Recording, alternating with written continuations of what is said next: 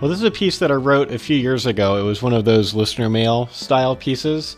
Someone had asked me a really tough question in an email, and at the time I had already been blogging, and I thought I'll take the time and not only answer this person's question, but also make a blog post in case anyone else would be curious about it, especially given there's a really unique question.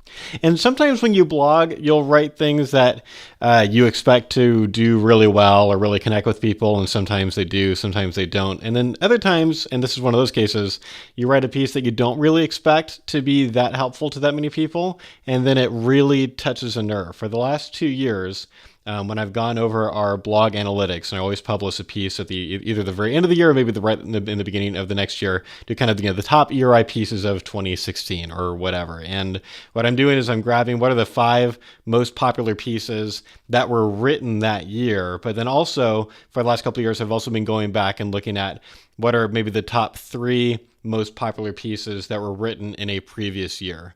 So kind of more of the archived pieces, because some of those pieces, if I pull up, all of our web analytics for the last year, some of those pieces are new. And then there's some kind of evergreen pieces or pieces that are just there and constant that will also do really well. And so I track those. For whatever reason, the last 2 years, this piece has been the #1 most read piece on our blog from, a previous year. And so it certainly seems to be connecting with people. And before I read it, as a quick aside, there was something kind of cute that happened. I had this article printed out. I've had this article printed out on my desk for, several weeks waiting, because I knew this was the next one for me to record, but other things have gotten in the way.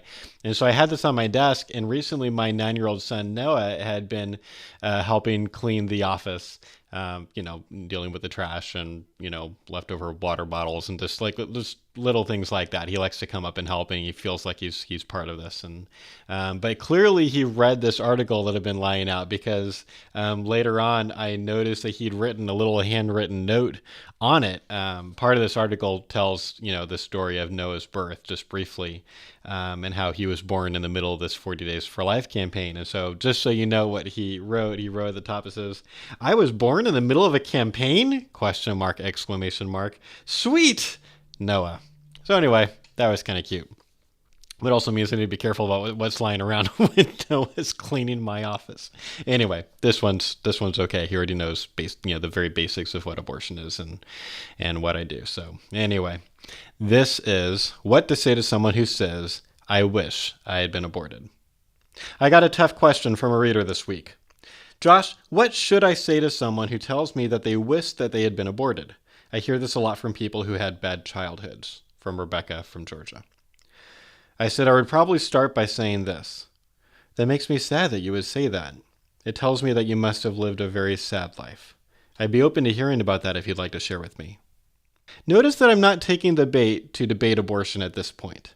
A statement like that deserves a relational response, similar to the way Steve Wagner trained me to respond to the issue of rape. My friend Jasmine April said it well on my Facebook page, where I invited people to offer their responses to this challenge. She wrote, "Find out why they feel that way. Listen to their story.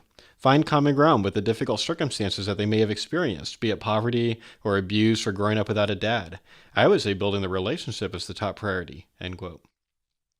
I might also recommend he get professional counseling. While his statement doesn't necessarily mean he's suicidal, it's a fair guess that he's probably very sad. There is help for depressed people, and some just need a gentle push in that direction. What if you feel like it's appropriate in this situation to make an intellectual response? One important point you can make is that while it's one thing for someone to wish they had been aborted, it is another thing to assume that everybody would wish the same thing later in life. I haven't talked to very many people who think that every human should be killed before birth for their own sake or the planet's sake. I ask, do you think we should assume that everybody will have such a sad life that they would regret being born? Most people, after they think about it, will admit, no, I suppose most people are glad they are alive. They should at least be given the benefit of the doubt. The pro-choice person might counter with abused children and how maybe we could make educated guesses on which kids would be abused in the future and quote-unquote mercy kill them while they're still in the womb. This assumes 2 things: that our predictive powers are a lot greater than they actually are, and that the unborn are not valuable human beings, one of the central questions of the abortion debate. I demonstrate the latter by making this thought experiment. Imagine the government decides to really crack down on the child abuse epidemic and passes a law that Child Protective Services will go to every household with a child once a year. If they determine that X amount of abuse is happening, they immediately euthanize the child. Would you support that law? Of course, everybody says, no, we should come up with a better solution, like putting the abused children in somebody else's custody. Precisely. And if the unborn are valuable human beings too, then if a mother thinks she will abuse her child in the future, we should recommend placing the child for adoption. In my experience, most pro-choice people make a similar statement to the one Rebecca asked about, but with an important difference.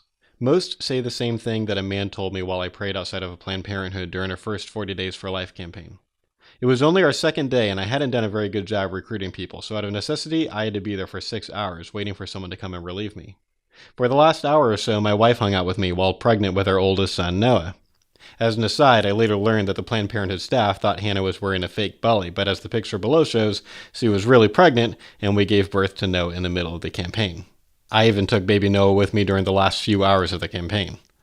After 6 hours of prayer on day 2 of the campaign, my relief finally arrived, and I started walking my wife to our car. And then I saw him coming. He was storming down the sidewalk, and he locked eyes with me and said, "You! I saw you on TV last night. I want to debate." He had seen a clip on the news of my speech at the rally we held at City Hall. He cooled off pretty quickly after he learned how many misconceptions he had about our campaign, and I had a 30-minute dialogue with him while my wife drank another bottle of water. About halfway through our conversation, he said, "I wish that my mother had had the right to abort me." Now, notice the difference between that statement and the one Rebecca asked about, "I wish I had been aborted." The latter sounds like something a suicidal person would say, or at least someone who's led a sad life. But if a pro-choice person says the former, maybe they're simply being consistent. Think about it. If I'm pro-abortion choice because I sincerely believe the unborn aren't valuable persons and or because I think a woman's bodily autonomy trumps the child's right to live, then my views won't change simply because I'm glad my mom chose life. I'll just say, well, maybe my mom was in the emotional and financial state where the best thing for her was to parent me. But under different circumstances, I would want her to have had the option to safely terminate her pregnancy. I wouldn't have known the difference anyway. After the man at Planned Parenthood said, "I wish my mom had had the right to abort me," I'm embarrassed to admit that the instinctive part of me wanted to snarkily reply, "Well, your self-survival instinct's really kicking in there, isn't it?" I'm thankful to say that I only thought that and I didn't actually say it. Instead, I said, "I'm really glad your mother didn't abort you. I'm glad that she chose life and that we're able to have this conversation today." My friend Anthony Trent said it even better. Quote, "Well, I'm glad you're here because you have inherent dignity and worth that not even you can take away. Your life is valuable and deserves to be respected even if you don't believe that." End quote. I'm happy to report that the man ended our conversation really well. He said, "I'm still pro-choice, although I'm not proud of that. I can't believe I'm going to say this, but I'm glad you're here." There is no way that conversation would have ended so well if he had come at me yelling, "I want to debate," and I yelled back, "Me too, let's do this," and we went into a verbal yelling match. We would have just been shouting past each other, as so many pro-life and pro-choice advocates do every day. That conversation went well because he could tell that I cared about him, and because I asked a lot of questions, listened a lot, and found common ground several times. I'm excited to report that I received an email from a reader who took the discussion question on this topic from my Facebook page and used it as a tool to find common ground while discussing abortion with his pro-choice family members. Take a cue from him and ask one of your pro-choice friends this question. What do you think a pro-life advocate should say if the pro-choice person in front of them says, "I wish that I had been aborted"? I bet you will have a great conversation, and you will have the chance to show that you really care about pro-choice people and not just unborn babies.